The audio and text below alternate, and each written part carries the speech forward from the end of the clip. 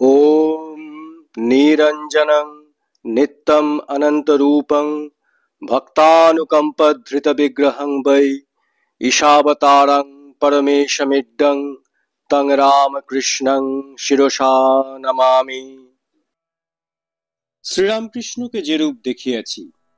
সংকলন ও সম্পাদনা স্বামী চেতনানন্দ। স্বামী শারদানন্দের স্মৃতিকথা। পর্ব 2। অপরের মনে ধর্মভাব জাগাইবার শক্তি ঠাকুরের আশ্চর্য রকমের ছিল। কাহারও যোগ বিভূতি থাকিলে উহা ওই ব্যক্তি তাহার সমীপস্থ হইলে নিজের মধ্যে আসিত এবং উহার বিভূতি নষ্ট হইয়া যাইত। বস্তুত বিভূতি ভগবান লাভের একান্ত বিঘ্নকারক। ঠাকুরের পবিত্র সঙ্গে যোগ বিভূতি সম্পন্ন ব্যক্তির বিভূতি লোপ পাওয়ায় উহার ধর্মজীবনের অন্তরায় দূর হইত। যারা সাধুসঙ্গ করেছেন তারা বুঝতে পারবেন, সংসারে আমরা যাকে মহা বিপদ বলি, সাধু তারই ভিতর অবিচলিত থেকে মহা তত্ত্ব কথা সকল বলেন। এ আমাদের প্রত্যক্ষ। পরমহংসদেব ভয়ানক রোগে ভুগছেন। 6 মাস থেকে আহারাদি প্রায় বন্ধ, কিন্তু সমীপস্থ লোকের ভেতর মহা আনন্দের ব্যাপার চলেছে। অতি গূঢ় সাধন, জগতের কূট প্রশ্নসমূহের মীমাংসা এবং নিরবচ্ছিন্ন আনন্দদানে সকলকে মাতিয়ে রেখেছেন। রোগ দুঃখ বা কষ্টের নামটি মাত্রও নেই। শ্রীরামকৃষ্ণ বলিতেন, গাছ পাথর নিয়ে ভগবানের বিশেষ লীলার প্রকাশ নয়, কিন্তু মানুষের মনই তার লীলার বিশেষ স্থান। আবার বলিতেন, যদি মানুষ না থাকতো তো ভগবানকে পুজতো কে, জানতো কে? তার অপার শক্তির মহিমার কথা বেদ বেদান্ত লিখে প্রচার করত কে? ভক্ত আছে তাই ভগবান আছে। আবার বলিতেন, ভাগবত ভক্ত ভগবান, তিনে এক, একে তিন। অবতার পুরুষ সময় সময় গুপ্তভাবে আবির্ভূত হন। যেমন রাজা সেজেগুজে লোকজন সঙ্গে নিয়ে প্রকাশ্যভাবে ঢেড়া পিটিয়ে নগর দেখতে বেরোন, আবার কখনো ছদ্মবেশে প্রজাদের অবস্থা ও কার্যকলাপ দেখবার জন্য বেরোন, এবং যেই প্রজারা টের পেয়ে কানাকানি করতে থাকে, ইনিই রাজা, ছদ্মবেশে আমাদের ভেতরে এসেছেন, অমনি সেখান থেকে পালান। সেইরূপ অবতারের ব্যক্ত এবং গুপ্ত আবির্ভাব জানবি। শ্রীরামকৃষ্ণদেব আরেকটি কথা অবতার সম্বন্ধে বলিতেন, যথা অবতার পুরুষের কোনো কালে মুক্তি নাই। যেমন সরকারি লোক, জমিদারির যেখানে গোলযোগ উপস্থিত হবে সেখানেই তাকে তৎক্ষণাৎ ছুটে যেতে হবে এবং গোল থামাতে হবে। সেইরূপ ব্রহ্মময়ীর জমিদারির যেখানেই গোল উপস্থিত হবে সেখানেই অবতার পুরুষকে আবির্ভূত হয়ে লোকের দুঃখ মোচন করতে হবে। এ কথায় কেহ যেন না অনুমান করেন যে তবে বুঝি অবতার পুরুষকে চিরকালই মায়াধীন থাকতে হয়। তিনি স্বভাবতই মায়াধীশ, আত্মারাম, কোনো কালেই বদ্ধ হন না। অতএব তার মুক্তি কখন কিরূপেই বা হইবে? অবতারই আধ্যাত্মিক জগতে একমাত্র পথপ্রদর্শক।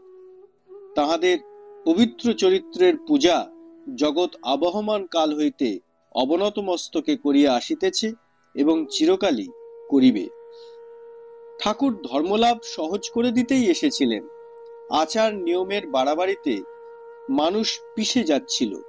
ভগবানের ভজন করবার জন্য স্থানকালের অপেক্ষা অনাবশ্যক। যে কোনো অবস্থায় তাকে ডাকা চলে। সূচি অসুচির কোনো তোয়াক্কাই তিনি রাখেননি। আর উপায়, যা তোমার ভালো লাগে। সাকার ভালো লাগে, তাতেই হবে। নিরাকার ভালো লাগে, লেগে থাক, ওতেই তোমার উন্নতি হবে। ভগবান আছেন কি নাই সন্দেহ হয়েছে?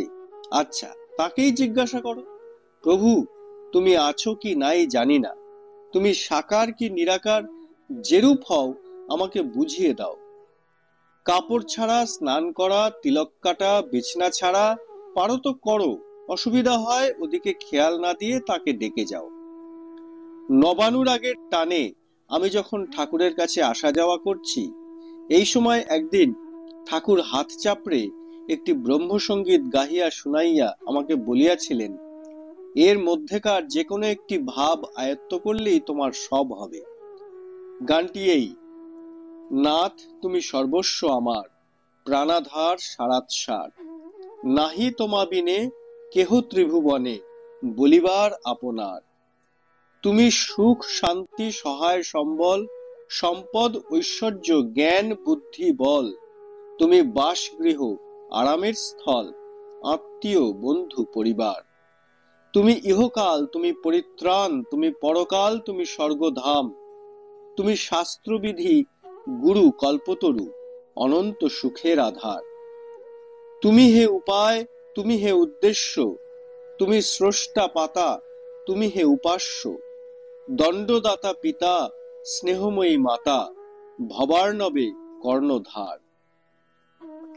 গুরু গীতায় আছে, দেব দেব উপেক্ষিত হইলে গুরু ভক্তি সহায়ে মানব তাহার প্রসন্নতা পুনরায় লাভ করিতে পারে, কিন্তু দয়া ঘনমূর্তি শ্রীগুরু শক্তি কোনো কারণে অপ্রসন্ন হইলে মানবের জ্ঞান লাভের দ্বার বহুকালের জন্য রুদ্ধ হইয়া গাঢ় অন্ধতম আসিয়া তাহাকে ঘিরিয়া ফেলে। সে তমগুণের হস্ত হইতে নিস্তার লাভ এক জীবনে কখনোই সম্ভবপর হয় না।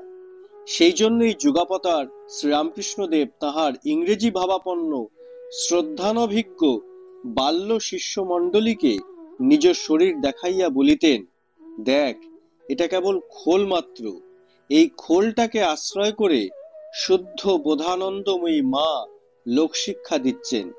সেজন্য এর কাছে এলে, একে স্পর্শ করলে, এর সেবা করলে লোকের ধর্মভাবের উদ্দীপনা হয়ে ঈশ্বর লাভ হয়। কিন্তু খুব সাবধানে শ্রদ্ধার সহিত এটার সেবা করবি।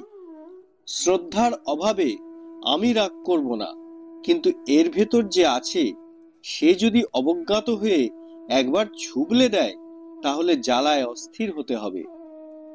এক সময় কোন দুরন্ত শিষ্য নিজ ঘৃণিত জীবনালোচনায় ক্ষুব্ধ হইয়া দুঃখে অভিমানে শ্রীরামকৃষ্ণদেবকে নানা অযথা ভাষণ করেন।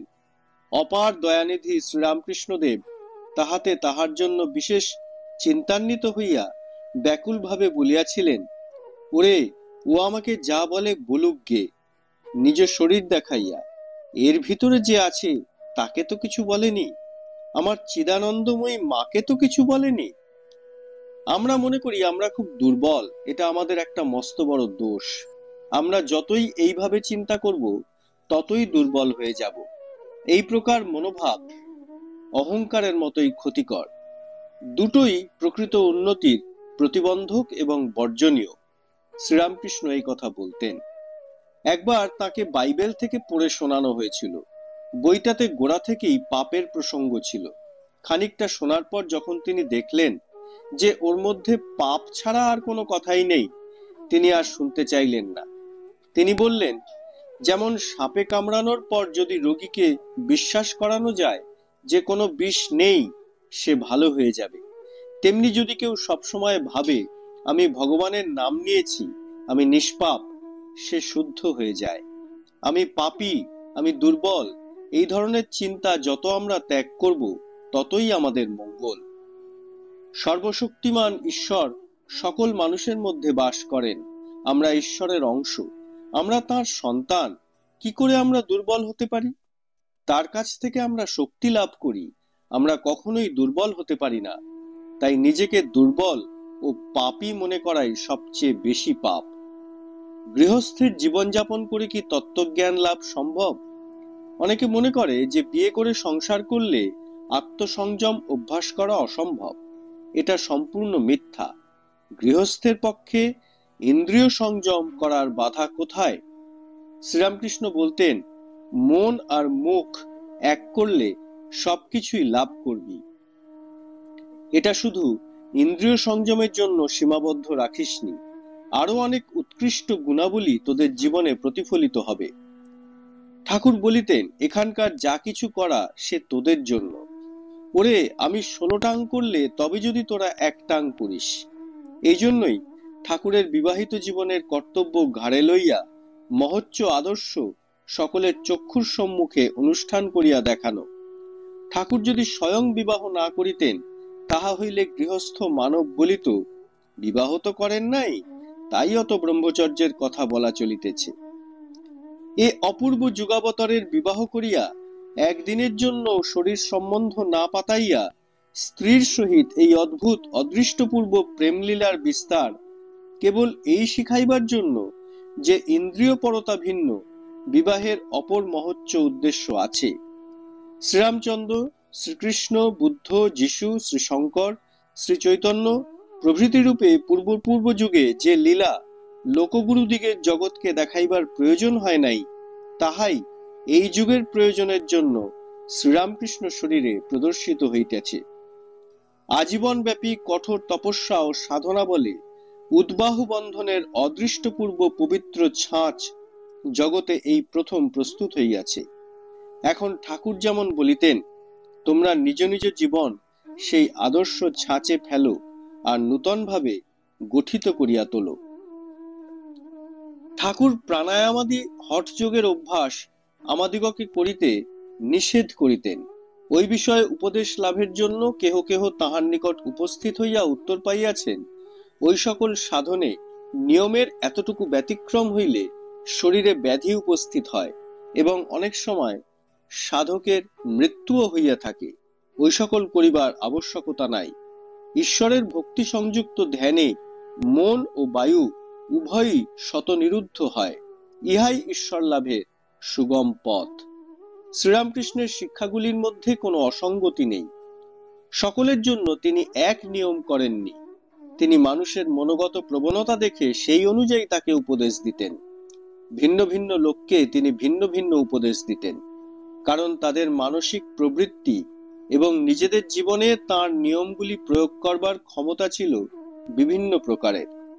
যারা নবীন, তেজস্বী ও উৎসাহে বিভোর এবং যাদের মধ্যে তিনি সন্ন্যাসী হওয়ার সম্ভাবনা দেখতেন, তাদের তিনি এইভাবে উদ্দীপিত করতেন, এখন নাম ও যশের বাসনা অগ্রাহ্য করে সাধন ভজনে ডুবে যা। যতদিন না ঈশ্বর দর্শন বাস্তবে পরিণত হয়, ততদিন ক্ষান্ত হবি না। তাদের মনের চাপা আগুন তিনি জ্বালিয়ে দিতেন এইভাবে। ত্যাগ ছাড়া কি ঈশ্বর দর্শন সম্ভব? কাম কাঞ্চন ত্যাগই সাধনার জীবনে সবচেয়ে আগে দরকার। সংসারের দুঃখ, কষ্ট ও অশান্তি ছাড়া আর আছে কি? সংসারে কে সুখে আছে বল? যদি সংসার খুঁজিস আর বিষয় বাসনা করিস, তাহলে সংসার তোদের আরো নিচে টেনে নিয়ে যাবে। কিন্তু যদি ঈশ্বর লাভের চেষ্টা করিস, তাহলে তিনি তোদের ওপরে তুলে দেবেন আর তোরা অনন্ত আনন্দে ভরপুর হয়ে থাকবি। যারা জীবনের গুরু দায়িত্বে ভারাক্রান্ত, সংসারের জালে বদ্ধ ও বৃদ্ধ, তাদের তিনি এই উপদেশ দিতেন, আমি রান্না করে থালায় দিয়েছি, তোমাদের কাজ শুধু বসা আর খাওয়া। তোমাদের কিছু করতে হবে না, তোমরা শুধু মুখের কাছে তুলে খাও, উপভোগ করো।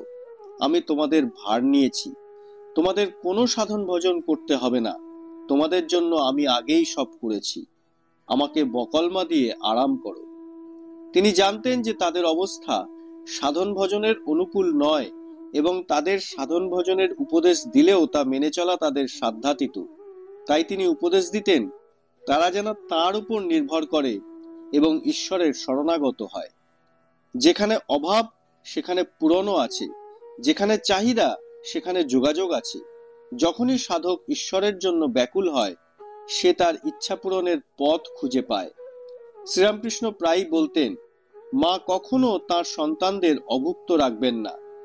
যার সকালে খিদে পায় সে সকালেই খেতে পাবে, আর সন্ধেবেলায় যার খিদে হয় সে সন্ধেবেলায় খেতে পাবে।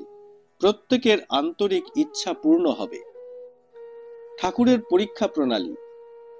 কুচবিহার বিবাহে মতভেদ লইয়া দলভঙ্গ হইবার উপক্রম ঠাকুর কেশবচন্দ্রকে বলিয়াছিলেন, তুমি পরীক্ষা না করিয়া যাহাকে তাহাতে লইয়া দল বৃদ্ধি করো, সুতরাং তোমার দল ভাঙিয়া যাইবে, ইহাতে আশ্চর্য কি? পরীক্ষা না করিয়া আমি কখনো কাহাকেও গ্রহণ করি না।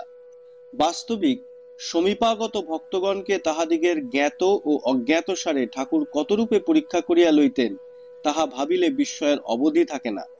মনে হয় নিরক্ষর বলিয়া যিনি জনসমাজে আপনাকে পরিচিত করিয়াছেন, লোকচরিত্র বুঝিবার এই সকল অদৃষ্ট ও অশ্রুতপূর্ব উপায় তিনি কোথা হইতে কেমনে আয়ত্ত করিয়াছিলেন। মনে হয় উহা কি তাহার পূর্বজন্মার্জিত বিদ্যার ইহজন্মে স্বয়ং প্রকাশ, অথবা সাধন প্রবাহে ঋষিকুলের ন্যায় অতীন্দ্রিয় দর্শিত্ব ও সর্বজ্ঞত্ব লাভের ফল, অথবা অন্তরঙ্গ ভক্তদিগের নিকটে তিনি ঈশ্বরাবতার বলিয়া যে নিজ পরিচয় প্রদান করিতেছেন, সেই বিশেষত্বের কারণেই তাহার ঐরূপ জ্ঞান প্রকাশ উপস্থিত হইয়াছিল। আমরা দেখিয়াছি, কোন ব্যক্তি ঠাকুরের নিকট উপস্থিত হইবা মাত্র তিনি তাহার প্রতি এক প্রকার বিশেষভাবে নিরীক্ষণ করিতেন।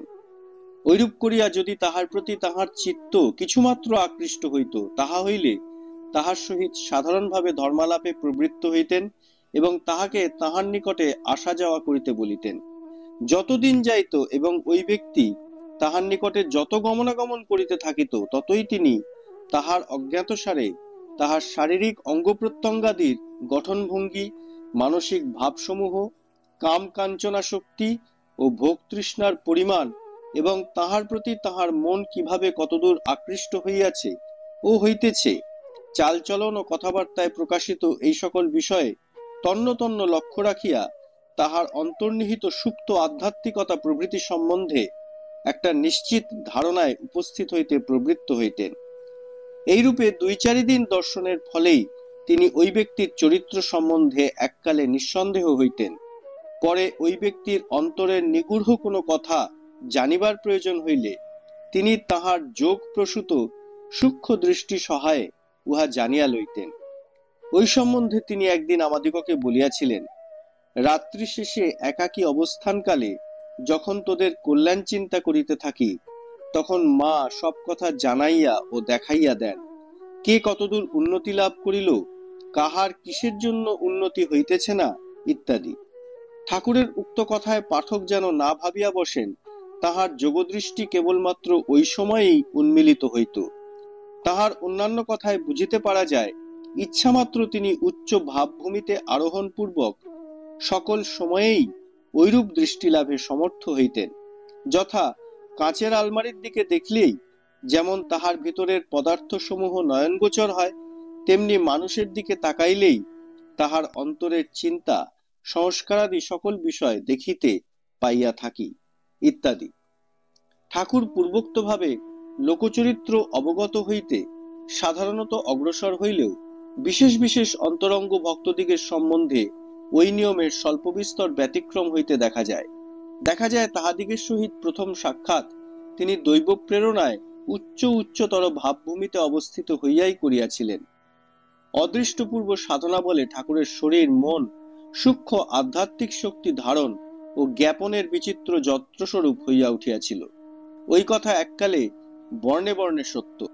আমরা নিয়ত দেখিতে পাইতাম, যাহার ভিতর যেরূপ আধ্যাত্মিক ভাব বর্তমান থাকিত, তাহাকে দেখিবা মাত্র তাহার অন্তর কোনো এক দিব্য প্রেরণায় সহসা অনুরূপভাবে রঞ্জিত হইয়া উঠিত এবং পূর্ব কর্ম ও সংস্কার বশে আধ্যাত্মিক রাজ্যে যে যতদূর আরূঢ় হইয়াছে, তাহার আগমন মাত্রেই তাহার অন্তর স্বভাবত ওই ভূমিতে আরোহণ করিয়া আগন্তুকের অন্তরের কথা তাহাকে জানাইয়া দিত।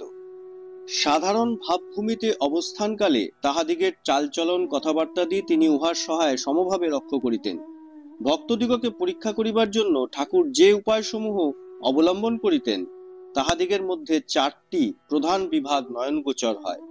প্রথম, শারীরিক লক্ষণ সমূহ দেখিয়া ঠাকুর সমীপাগত ব্যক্তিগণের অন্তরের প্রবল পূর্ব সংস্কার সমূহ নির্ণয় করিতেন। মনের প্রত্যেক সুবক্ত চিন্তা ক্রিয়ারূপে পরিণত হইবার সহিত আমাদিগের মস্তিষ্কে এবং শরীরের বিশেষ বিশেষ স্থানে এক একটা দাগ অঙ্কিত করিয়া যায়। বর্তমান যুগে শরীর ও মনোবিজ্ঞান ওই বিষয়ে অনেকাংশে প্রমাণিত করিয়া আমাদিগকে এখন ওই কথায় শ্রদ্ধাবান করিতেছে। বেদ প্রমুখ শাস্ত্র সকল কিন্তু ওই কথা চিরকাল বলিয়া আসিয়াছে। হিন্দুর শ্রুতি, স্মৃতি, পুরাণ, দর্শনাদি সকল শাস্ত্র সমস্বরে ঘোষণা করিয়াছে, মন সৃষ্টি করে এ শরীর। ব্যক্তি বিশেষের অন্তরের চিন্তা প্রবাহ কু বা সুপথে চলিবার সঙ্গে সঙ্গে তাহার শরীরও পরিবর্তিত হইয়া অনুরূপ আকার ধারণ করিতে থাকে। সেজন্য শরীর ও অঙ্গ প্রত্যঙ্গাদির গঠন দেখিয়া লোকের চরিত্র নির্ণয় করা সম্বন্ধে অনেক প্রবাদ কথা আমাদিগের ভিতর প্রচলিত আছে এবং বিবাহ, দীক্ষাদান প্রভৃতি স্থলে কন্যা ও শিষ্যের হস্ত পদ হইতে আরম্ভ করিয়া সকল অবয়বের এবং সর্বশরীরের গঠন প্রকার দেখা একান্ত কর্তব্য বলিয়া একাল পর্যন্ত পরিগণিত হইয়া রহিয়াছে। সুতরাং সর্বশাস্ত্রে বিশ্বাসবান ঠাকুর যে নিজ শিষ্যবর্গের শরীর ও অবয়বাদির গঠন প্রকার লক্ষ্য করিবেন, তদ্বিষয়ে আশ্চর্য হইবার কিছুই নাই। কিন্তু কথাচ্ছলে সময় সময়ে তিনি এই বিষয়ে এত কথা আমাদিগকে বলিতে থাকিতেন যে নির্বাক হইয়া আমরা চিন্তা করিতাম, ওই সম্বন্ধে এত অভিজ্ঞতা তিনি কোথা হইতে লাভ করিলেন। ভাবিতাম প্রাচীনকালে ওই বিষয়ে কোন বৃহৎ গ্রন্থ কি বিদ্যমান ছিল, যাহা পাঠ বা শ্রবণ করিয়া তিনি ওই সকল কথা জানিতে পারিয়াছেন। কিন্তু একাল পর্যন্ত ঐরূপ কোন গ্রন্থ নয়নগোচর করা দূরে থাকুক, উহার নাম পর্যন্ত শুনিতে না পাওয়ায় ঐরূপ চিন্তা দাঁড়াইবার স্থান পায় না। সুতরাং বিস্মিত হইয়া শুনিতে থাকিতাম ঠাকুর স্ত্রী বা পুরুষ শরীরের প্রত্যেক অবয়ব ও ইন্দ্রিয়ের গঠন প্রকার নিত্য পরিদৃষ্ট বিশেষ বিশেষ পদার্থের গঠনের ন্যায় হই বলিয়া উল্লেখ করিয়া ঐরূপ হইবার ফলাফল বলিয়া যাইতেছেন। যথা মানবের চক্ষুর কথা তুলিয়া উহা কাহারো পদ্মপত্রের ন্যায়, কাহারো বৃষের ন্যায়, কাহারো যোগীর বা দেবতার ন্যায় ইত্যাদি বলিয়া বলিতেন। পদ্মপত্রের ন্যায় চক্ষু বিশিষ্ট ব্যক্তির অন্তরে সদ্ভাব ও সাধুভাব থাকে। বৃষের ন্যায় চক্ষু যাহার, তাহার কাম প্রবল হয়। যোগীর চক্ষু ঊর্ধ্ব দৃষ্টি সম্পন্ন রক্তিমাভ হয়। দেব চক্ষু অধিক বড় হয় না, কিন্তু টানা বা আকর্ণ বিস্তৃত হয়। কাহার সহিত বাক্যালাপ করিবার কালে মধ্যে মধ্যে তাহাকে অপাঙ্গে নিরীক্ষণ করা অথবা চোখের কোণ দিয়া দেখা যাহাদিগের স্বভাব, তাহারা সাধারণ মানব অপেক্ষা বুদ্ধিমান। অথবা শরীরের সাধারণ গঠন প্রকারের কথা তুলিয়া বলিতেন, ভক্তিমান ব্যক্তির শরীর স্বভাবত কোমল ও তাহার হস্তপদাদির গ্রন্থি সকল শিথিল হয়, অর্থাৎ সহজে ফিরানো ঘুরানো যায়। কৃশ হইলেও তাহার শরীরে অস্থি পেশি প্রভৃতি এমনভাবে বিন্যস্ত থাকে যাহাতে অধিক কোণ দেখা যায় না। বুদ্ধিমান বলিয়া কাহাকেও নির্ণয় করিয়া তাহার বুদ্ধির স্বাভাবিক প্রবণতা সৎ কিংবা অসৎ বিষয়ে একথা স্থির করিতে ঠাকুর ওই কনুই হইতে অঙ্গুলি পর্যন্ত হস্তখানি নিজ হস্তে ধারণপূর্বক তাহাকে উহা শিথিলভাবে রক্ষা করিতে বলিয়া উহার গুরুত্ব বা ভার উপলব্ধি করিতেন, এবং মানব সাধারণের হস্তের ওই অংশের গুরুত্ব অপেক্ষা যদি উহার ভার অল্প বোধ হইত, তাহা হইলে তাহাকে সুবুদ্ধি বিশিষ্ট বলিয়া সিদ্ধান্ত করিতেন। ঠাকুর যখন কাশীপুরের বাগানে অবস্থান করিতেছিলেন, সেই সময়ে লেখকের পরলোকগত কনিষ্ঠ সহোদর চারুচন্দ্র চক্রবর্তী একদিন তাহাকে দর্শন করিতে তথায় উপস্থিত হইয়াছিল। ঠাকুর তাহাকে দেখিয়া সেদিন বিশেষ প্রসন্ন হইয়াছিলেন এবং নিকটে বসাইয়া তাহাকে নানা কথা জিজ্ঞাসাপূর্বক ধর্ম বিষয়ক নানা উপদেশ প্রদান করিয়াছিলেন। ওই সময় লেখক ওই স্থানে উপস্থিত হইলে ঠাকুর জিজ্ঞাসা করিয়াছিলেন, ছেলেটি তোর ভাই? লেখক ওই কথা স্বীকার করিলে আবার বলিয়াছিলেন, বেশ ছেলে, তোর চেয়ে এর বুদ্ধি বেশি, দেখি সদ্বুদ্ধি কি অসৎবুদ্ধি। বলিয়াই তাহার দক্ষিণ হস্তের পূর্বোক্ত অংশ ধারণপূর্বক ওজন করিতে করিতে বলিলেন, সদ্বুদ্ধি। পরে লেখককে পুনরায় প্রশ্ন করিলেন কনিষ্ঠকে দেখাইয়া, ইহাকেও টানব নাকি রে? অর্থাৎ ইহার মনকে সংসারের প্রতি উদাসীন করিয়া ঈশ্বরমুখী করিয়া দিব নাকি, কি বলিস? লেখক বলিয়াছিল, বেশ তো মহাশয়, তাহাই করুন। ঠাকুর তাহাতে ক্ষণকাল চিন্তাপূর্বক বলিলেন, না থাক, একটাকে নিয়েছি, আবার এটাকেও নিলে তোর বাপ মার বড় কষ্ট হবে, বিশেষত তোর মার। জীবনে অনেক শক্তিকে রুষ্টা করেছি, এখন আর কাজ নাই। এই বলিয়া ঠাকুর তাহাকে সদুপদেশ প্রদান ও কিঞ্চিত জলযোগ করাইয়া সেদিন বিদায় করিয়াছিলেন। ওম শ্রীরাম কৃষ্ণার্পণমস্তু।